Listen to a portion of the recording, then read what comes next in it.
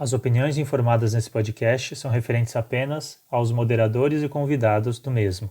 Não tem relação alguma com o grupo de jovens ou a instituição Associação Japonesa de Santos.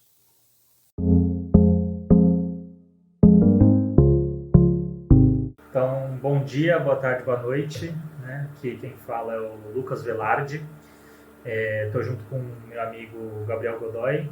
Godoy, dá um oi aí. Opa, prazer, meu nome é Gabriel Godoy. Eu, junto ao Lucas, vamos estar dando início a este primeiro podcast. Então a gente faz parte do grupo de leitura do Seinen da Associação Japonesa de Santos. O livro que a gente vai ler hoje é sobre Ryo Mizuno, o precursor da imigração japonesa no Brasil, editado pelo jornal Nippak, da escritora Teresa Hatue de Rezende. Se eu pronunciei errado o nome, perdão. Eu acho que é bom informar de que a gente não é um grupo acadêmico, nem nada do tipo. É só uma conversa de leigos interessados pela cultura e história japonesa. Nesse sentido, a gente está aberto a feedback nos comentários e recomendações, né? A gente recomenda que vocês adquiram o livro e leiam ele por completo. Aqui a intenção é só dar uma passada por cima para que vocês tenham uma ideia do que se trata e depois possam aproveitar a leitura como um todo, né? Então, Godoy, sua primeira impressão do livro? Eu vejo esse livro como uma maneira interessante, porque ele explica com detalhes sobre, não apenas sobre um dos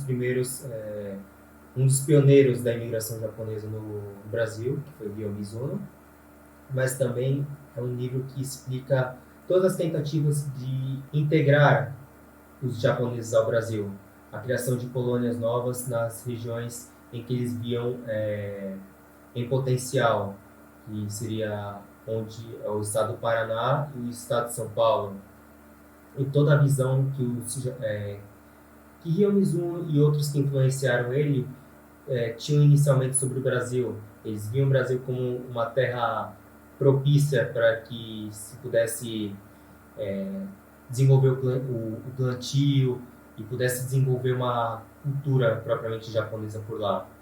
Tanto é que um dos primeiros japoneses a pensar dessa forma foi o ministro plenipotenciário do Japão, Fukashi Sugimura. Ele era um representante do Japão no Brasil, desenvolvendo as relações entre os dois países no início do século XX.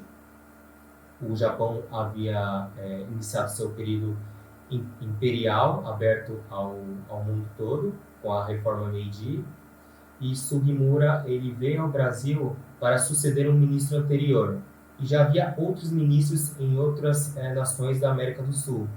E Sugimura teve uma visão diferente. Enquanto os outros ministros pensavam de uma maneira negativa em relação ao Brasil e à América do Sul em geral, de que apesar do potencial da terra era um local muito quente, que a cultura e que os povos que ali residiam não seriam capazes de aceitar os japoneses nem os japoneses a esses povos, o Sugimura ele já pensou diferente. Ele acreditava de que a terra brasileira seria propícia para que os japoneses pudessem desenvolver a sua vida, a sua cultura, o seu conhecimento.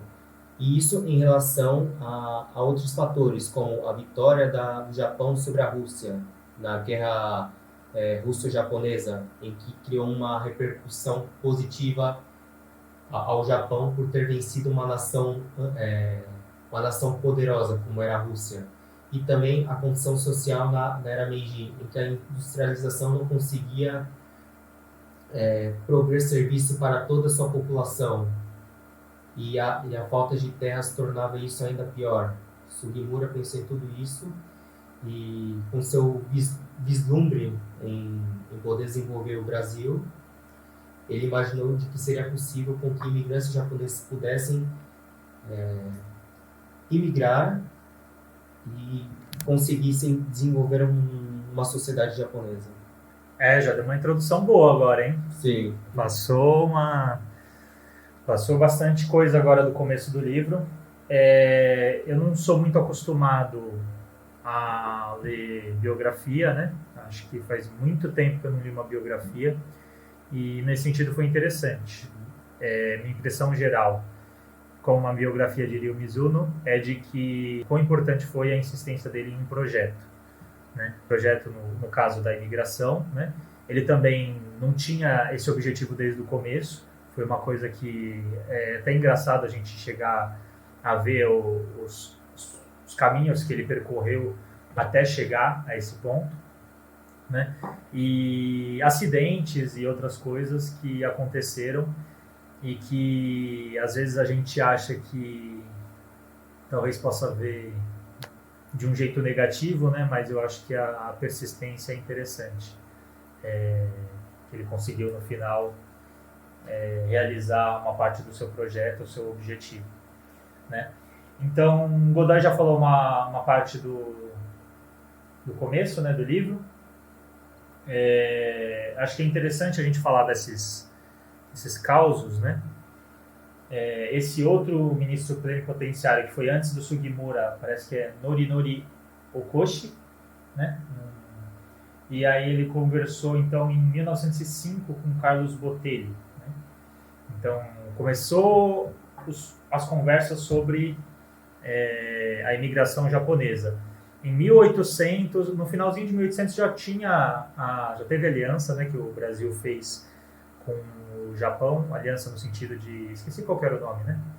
Em relação à parceria, a Tratado de Amizade, né? Tratado de Amizade. Eu não esqueci o ano exatamente. Mas aí a gente vê também outras coisas que aconteceram, essas coincidências que que ocasionaram a imigração japonesa para o Brasil. Então, a imigração italiana já tinha um tempo, né? Já tinha e de certa forma foi usada como base para a imigração japonesa. Não sei se foi o mais ideal, né? Essa escolha, considerando as diferenças entre os povos, mas como imigração eles utilizaram como base. Então, em 1902 foi vetada, né? Foi proibida essa imigração italiana e surgiu essa necessidade de mão de obra exterior, né? Externa, estrangeira, para suprir as colheitas de café aqui no Brasil, né?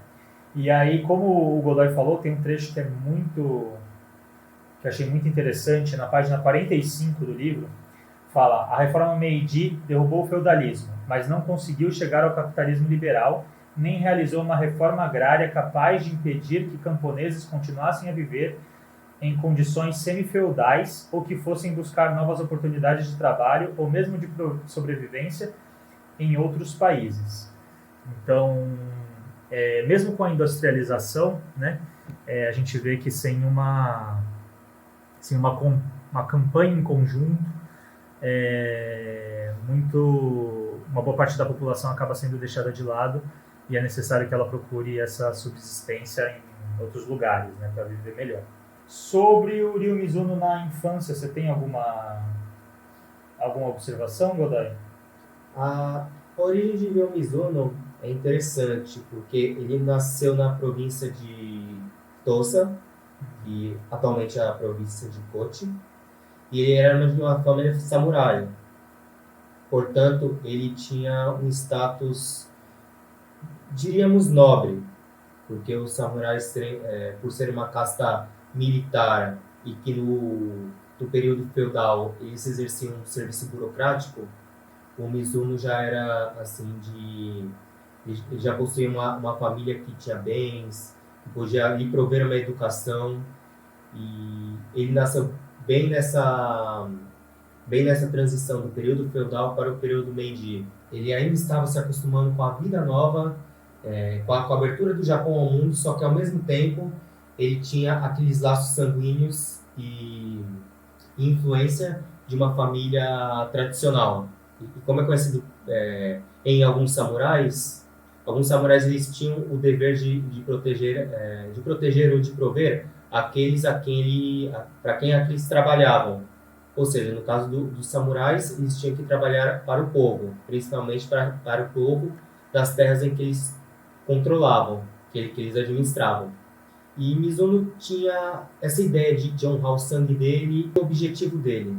durante esse período em que ele foi crescendo, que ele foi estudando com conhecimento que veio do estrangeiro, ele começou a trabalhar em uma chifatura de polícia, na província de Mito, em que agora é Ibaraki, e ele conheceu uma das pessoas-chave da Reforma Meiji, o qual ensinou para ele sobre a existência de terras novas além do oceano e como seriam propícias, no caso dos japoneses terem que mudar lá para trabalhar. Eu não sei se essa a pessoa que você está falando, né? Goto Shojiro. Isso. Não sei se é Shojiro ou Shojiro, né? Sim. Enfim, e tem até uma observação aqui de que ele falou para Mizuno, né? Aí tem uma fala grande, mas eu acho que o que a gente pode absorver mais nessa parte de expandir o homem não pode ser como a rã, que só conhece o fundo de um poço. Precisa ser livre e migrar à procura de amplidão, né?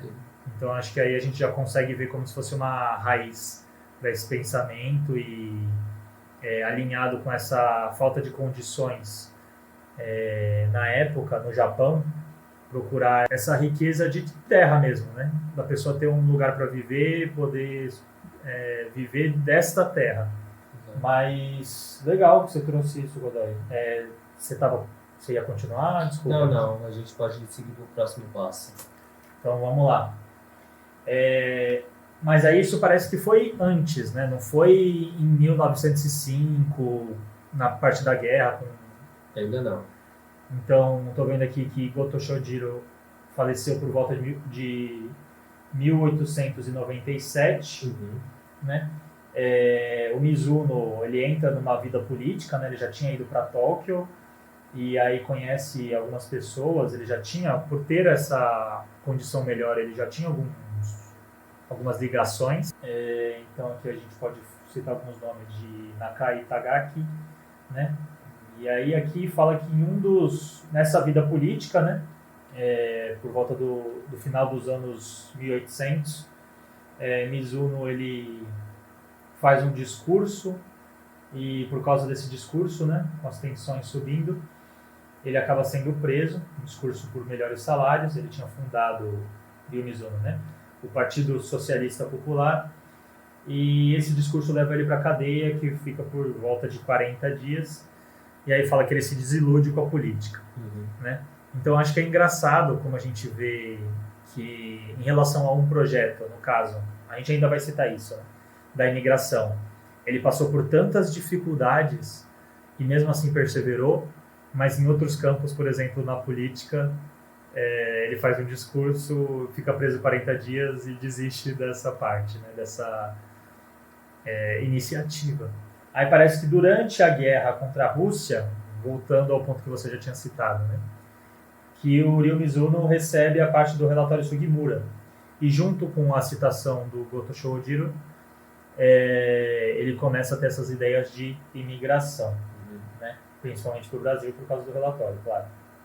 Recebendo o relatório Sugimura, né, Ryo Mizuno ele entra em contato com Carlos Gonçalves Pereira, que era o representante da delegação brasileira no Japão, e com o Ishii Kikujiro, né, futuro ministro das Relações Estrangeiras, que decidem apoiar ele nesse projeto, e o apoio financeiro também de Nagashima Kyoshi, então, que depois ele acaba criando a Kokoku Shokumin Kaisha, né?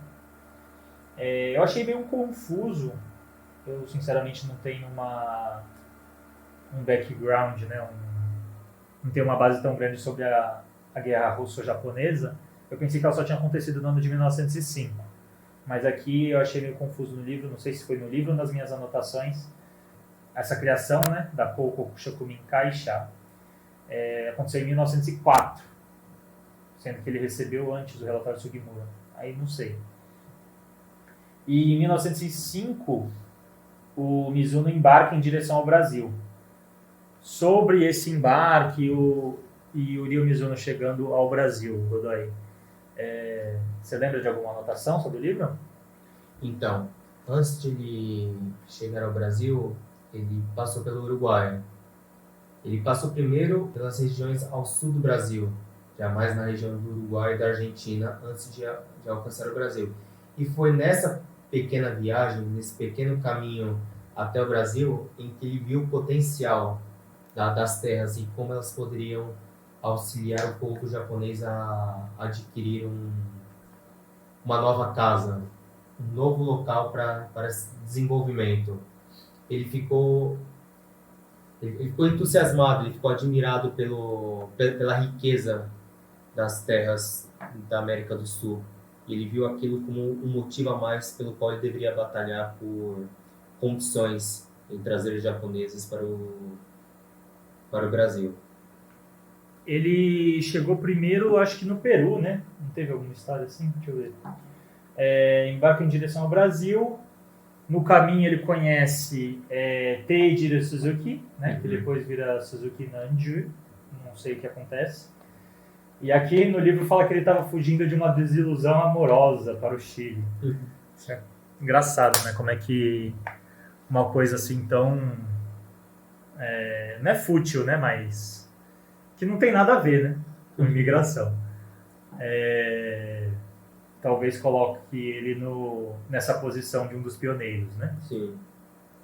Então ele estava fugindo de uma desilusão amorosa para o Chile.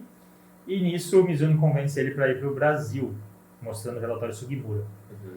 Chegando no Chile, eles se espantam com a semelhança com o povo chileno, né? O povo indígena, né? Sim. E eles passam semanas lá, e aí acho que tem até uma história de que alguém se interessou por uma local, não sei direito, não lembro. Mas resumindo, como você falou, eles vão pelo sul, eu acho que eles atravessam os Andes, né? E aí até a galera falou, né? Os locais estavam homenageando ele, dizendo que ele era corajoso por atravessar os Andes. E chegando, depois ele chega na Argentina, e aí ele vê uma outra situação, né? Então ele chegou no Chile, viu um pouco parecido, mas uma situação totalmente diferente. Mas na Argentina, em Buenos Aires, ele acha um local, ele fala que é uma metrópole essencialmente europeia, né? Somente brancos e edifícios erigidos à moda europeia. E aí no fim eles acabam chegando no final de 1905 lá no Rio de Janeiro, né? Então nessa mesma época ele chega e conversa com o Sugimura e chega aí para São Paulo, conversa com os responsáveis lá, e só que aí parece que quando ele volta, o Sugimura teve um ataque, teve um AVC, eu não lembro, teve alguma complicação em relação à sua saúde e acaba falecendo, e aí eles voltam junto, né, com a família para o Japão, né? Então o Mizuno volta para o Japão com a família do Sugimura, né, com ele falecido. Sim. Então essa foi a primeira viagem, né, do Mizuno, já tendo que atravessar os Andes só para cumprir não é uma tarefa fácil, né? Sim. Mas foi essencial essa primeira viagem para que Mizuno se convencesse de que pudesse colocar seu projeto em andamento, porque após retornar ao Japão com a família Sugimura, por questão de respeito e sobre o falecimento do mesmo, ele acaba retornando ao Brasil, mas já com uma ideia fixa de instalar os imigrantes através de uma companhia. Ele cria uma companhia focada em fazer a conexão entre produtores de café e imigrantes japoneses. E dessa forma, ele conseguiria dispersar os imigrantes japoneses para as plantações que precisavam de trabalhadores. E em cima disso, criava-se um contrato em que os imigrantes japoneses ofereceriam sua mão de obra e, em troca, os produtores de café lhes disponibilizariam de moradia e um salário. Porém, não foi uma tarefa muito fácil, porque apesar da escravidão no Brasil ter terminado, a procura de trabalho A procura de mão de obra estrangeira era simplesmente para suplantar o trabalho escravo da mesma forma que já vinha sido trabalhada.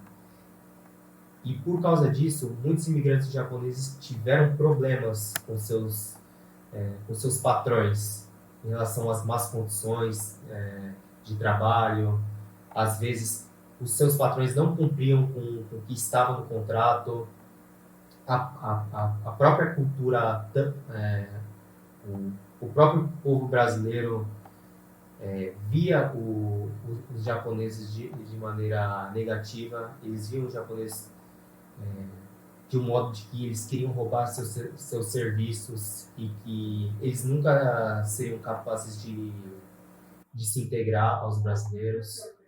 Então, houve várias dificuldades em que Ryo Mizuno ele tinha que conversar com os imigrantes para convencê-los a permanecer no contrato. Porém, faltava um certo tato de Ryo Mizuno.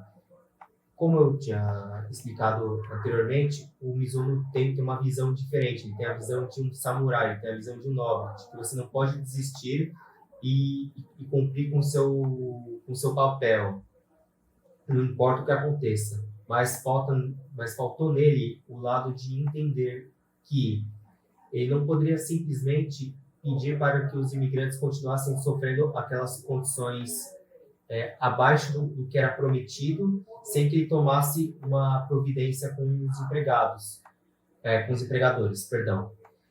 E dessa forma, o Ryo Mizuno acaba pecando um pouco. Ele tinha uma visão assim, mais fria da coisa.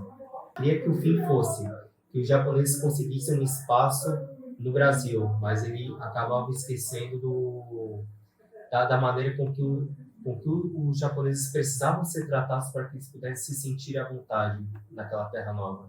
Eles se sentissem convidados a se desenvolver naquela terra nova. Seguindo um pouco, né, assim que o Ryo Mizuno voltou, ele ajudou nessa divulgação do relatório Sugimura para os japoneses. E a gente já teve alguns imigrantes algumas pessoas que já se interessaram e se tornaram imigrantes, né? No próprio ano de 1906 já teve gente que veio. A gente vê que tinham visões diferentes por região, né? Então, enquanto em São Paulo a intenção era de trabalhar nas lavouras de café, né? A do Rio era formação de colônias. Aqui eu não entendi, eu imagino que seja no sentido da parte japonesa, né? No sentido de formação de colônias.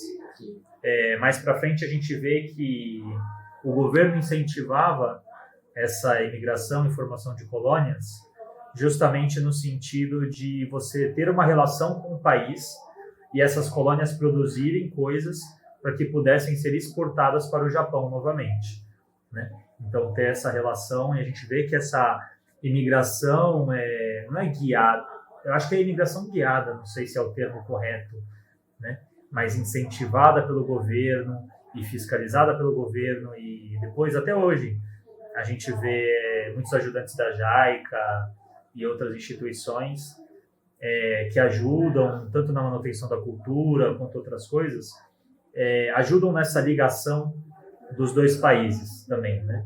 Sim. Então, é bem legal como isso acontece até hoje. Em relação à primeira viagem, né? A famosa viagem do Kassapo-maru, a gente chega, então, por volta de 1908.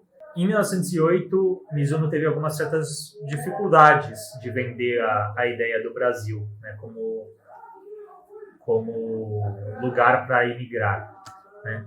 Mas ele teve mais sorte, parece que em Okinawa, né? Então, Okinawa, que era um reino à parte, tinha sido colonizado pelo Japão, né? Se tornou parte do Japão. Então, parte da população, uma boa parte, acabou sendo de lá, né? Outros nomes aqui, né? De intérpretes, um deles é Sakai Mine, né? Sim. Que a gente tem o túmulo aqui em Santos, correto? Então, em relação a intérpretes e tradutores que ajudaram nessa parte, né? P. Hirano também, eu não sei se você já ouviu falar, mas eu já ouvi esse nome em algum lugar. P. Hirano. Enfim, a gente vê em relação a isso e vê mais uma vez outros problemas que aconteceram, né? Então, parece que na saída do navio teve um atraso, tinha que pagar uma taxa, Mizuno não sabia disso ou isso não estava programado, e teve um atraso de 11 dias, né? Então, é uma coisa de que parece que ele conseguiu juntar o dinheiro, né? Pedindo o dinheiro das pessoas que estavam imigrando para conseguir pagar essa taxa, mas mesmo assim teve um atraso. Então, você imagina você em uma situação de imigrante, já pegando suas últimas economias, e aí na porta, hoje em dia, né? Na porta de um avião, na porta de um navio, você ainda ser cobrado uma taxa extra para que o navio pudesse sair. Parece coisa de esquema, né? Um negócio de pirâmide. Sim. Mas a gente não sabe muito bem se isso não era previsto ou se não foi programado pelo próprio Mizuno. Mas é engraçado, né? Esse tipo de coisa. E como é que ele se deu e como é que ele guiou isso, né? Sim. Então, voltando um pouco nessa parte de Okinawa, né? Okinawa ser maior origem, né? Pelo menos no primeiro. Na verdade, de toda imigração, né? Mas só no Kasatomaru, a gente pode ver aqui na indicação do livro, na página 73, 324 pessoas de Okinawa. No segundo lugar, vamos dizer assim, 172 pessoas de Kagoshima, né? Então, Okinawa quase o dobro, né, de Kagoshima. E tem outras localidades, né? Mas uma coisa que eu achei interessante é um discurso que fizeram e eu acho que é alinhado com a época, né? Para os imigrantes do Kasatomaru. Então, foi falado o seguinte, segundo o livro, na página 73. Vocês estão seguindo para um outro país e não devem se esquecer de que cada um representa o Japão, cada um carregando o seu próprio país consigo. É necessário que todos se encarreguem de não manchar a honra japonesa ou o nome de sua pátria. Se não forem capazes de viver condignamente, não pensem em voltar. Tenham vergonha disso e morram por lá. Então é um negócio meio kibishi, né? Meio rígido, mas eu acho que na época talvez a parte do nacionalismo fosse bem mais forte, né? E isso estava alinhado logo depois alguns anos depois da guerra da Rússia. Então, o que foi citado anteriormente, né, no sentido de ter algumas complicações, tanto na saída do navio, nas fazendas de café e outras dificuldades. No livro a gente vê que parece que o Ryo Mizuno ele não tinha uma postura, não conseguia lidar muito bem com isso, né? Então ele ficou devendo dinheiro para os imigrantes, demorou para pagar e nesse sentido aí por causa dessas complicações de contrato tinha greve de imigrantes. O Mizuno parecia que, como ele não conseguia lidar muito bem, né, as pessoas achavam ele meio frio, não achavam ele com tantas capacidades de líder assim. Ao meu ver, ele ficou mais focado na parte do projeto de imigração, né, não nas pessoas, os imigrantes. E a gente vê que o Shuhei Uetsuka, né, conseguia lidar melhor com isso, né? Ele é um desses pioneiros, né? Já foi citado no livro anteriormente, mas eu acho que a gente acabou não falando dele muito aqui. Mas olha só um pouco da lábia do cara, né? Então, em uma dessas complicações, somos responsáveis pela situação calamitosa em que se encontram. Se me ordenarem que eu morra, eu morrerei. Não tenho medo de morrer. Peço-lhes, porém, que me deixem viver para que possa fazer algo mais por vocês. Minha vida inteira está dedicada a vocês. Então, era uma outra ligação que ele tinha com os imigrantes, né? Não tirando a importância do Mizuno. Mas o Mizuno também teve outras iniciativas em outros locais também, Godoy. Parece que você fez algumas anotações nesse sentido. Sim, sim. O Mizuno, além de fazer esse serviço de contato entre empregadores e imigrantes, ele também ficou muito interessado nos projetos de colônias propriamente ditas. Sobre os projetos de Minas Gerais, Paraná e São Paulo. Você já tinha citado sobre o projeto do Rio de Janeiro em desenvolvimento de colônias. E o Rio Mizuno ele teve um interesse muito grande na questão do Paraná. Tanto é que os estados do sul do Brasil sempre foram um pouco mais independentes da mentalidade tanto do Império do Brasil quanto da República Brasileira, em que eles se viam de uma maneira mais independente do pessoal de São Paulo, de Minas Gerais. Eles tinham o preceito de aceitar quem vinha colonizar aquelas terras. E eles viam e as pessoas que ali moravam, que eram italianos, alemães, eles tinham um certo respeito pelos japoneses. E eles viam eles como trabalhadores em potencial para poder abraçar ali no Paraná. E ajudou muito em que políticos e demais nomes de influência ali do estado do Paraná conseguiram fazer um trabalho de negociação para que pudessem trazer imigrantes japoneses para o Paraná e desenvolvessem colônias por ali. E Ryo Mizuno até mesmo fez uma visita ao Paraná para que pudesse acompanhar esse processo. Da mesma forma em que um conhecido de Mizuno, que ajudou ele na iniciativa do Kassato Maru, na parte financeira e em poder trazer os imigrantes japoneses ao Brasil, Ikutaro Aoyagi. Ele foi quem participou do projeto no estado de São Paulo, na região de Iguape, onde se encontra Registro, atualmente cidade de Registro. O Ikutaro ele foi representando uma estatal do governo japonês para que pudesse entrar em negociações com o governo brasileiro e comprar uma quantidade de terra para que eles pudessem enviar imigrantes com o intuito de desenvolver outras culturas agrícolas, não apenas café.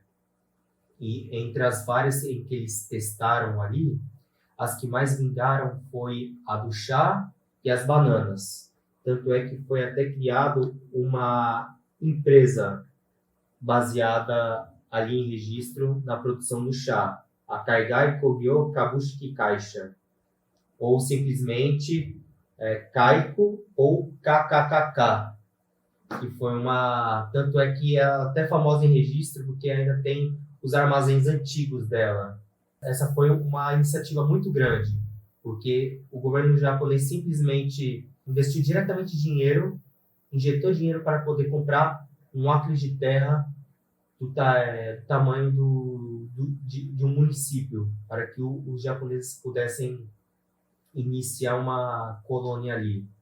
E foi uma das colônias mais produtivas ali da época. Também teve a de Minas Gerais, em que muitos imigrantes japoneses começaram a constituir colônias por ali, e Ryo Mizuno, da mesma forma em que ele fez a visita ao Paraná, ele fez a visita em Minas Gerais. Tanto é, um exemplo disso, que em Sansei, se eu não me engano, eu esqueci o nome dele, em que ele nasceu em Registro, ele vivenciou a cultura agrária de Registro, e depois ele foi para Minas Gerais e desenvolveu um grande negócio agrícola, focado em banana. E nesses focos de colônias, houve um crescimento muito grande de japoneses. Infelizmente, a gente quer manter... Infelizmente, né? A gente quer manter esses podcasts, esses áudios relativamente curtos, né? A gente já se estendeu bastante, muito mais do que gostaria. A intenção é só dar uma pincelada por cima do livro, tem muito mais coisa que vocês podem aproveitar no livro, a gente recomenda que vocês comprem, né? Mais dificuldades que foram enfrentadas nesse projeto de imigração, e é interessante ler para saber a perseverança que Rio Mizuno teve para continuar com isso, né? É claro que ele não foi o único, mas foi um dos mais importantes.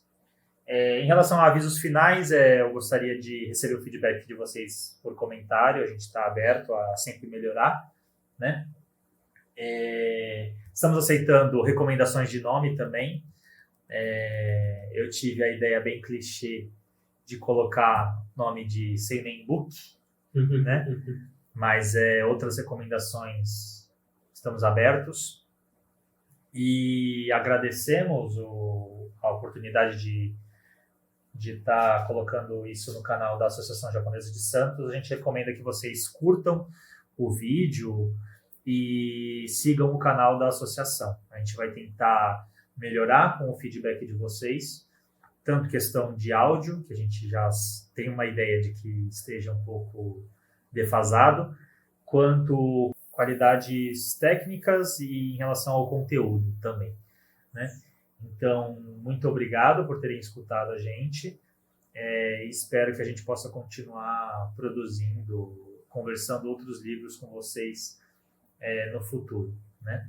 Então, tenham um ótimo dia. Godoy, finaliza aí para nós. Muito obrigado por terem ouvido esse podcast e que vocês nos acompanhem em projetos futuros. Esperamos o seu feedback e espero que tenham gostado bastante. Muito obrigado. Até mais. É isso aí. Até mais. Tchau, tchau.